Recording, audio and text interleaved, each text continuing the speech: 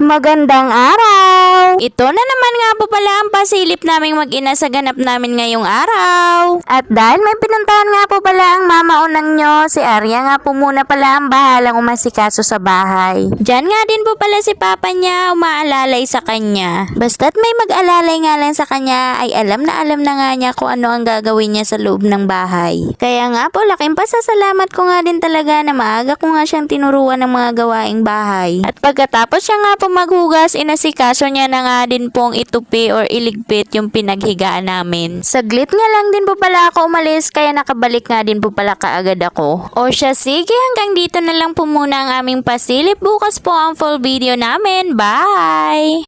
Magandang araw! Ito na naman nga po pala ang pasilip naming mag-ina sa ganap namin ngayong araw. At dahil may pinuntahan nga po pala ang mama unang nyo, si Arya nga po muna pala ang bahalang umasikaso sa bahay. Diyan nga din po pala si papa niya umaalalay sa kanya. Basta't may mag-alalay nga lang sa kanya ay alam na nga niya kung ano ang gagawin niya sa loob ng bahay. Kaya nga po laking pasasalamat ko nga din talaga na maaga ko nga siyang tinuruan ng mga gawaing bahay. At pagkatapos siya nga po maghugas, inasikaso niya na nga din pong itupi or iligpit yung pinaghigaan namin. Saglit nga lang din po pala ako umalis kaya nakabalik nga din po pala kaagad ako. O siya, sige, hanggang dito na lang po muna ang aming pasilip. Bukas po ang full video namin. Bye!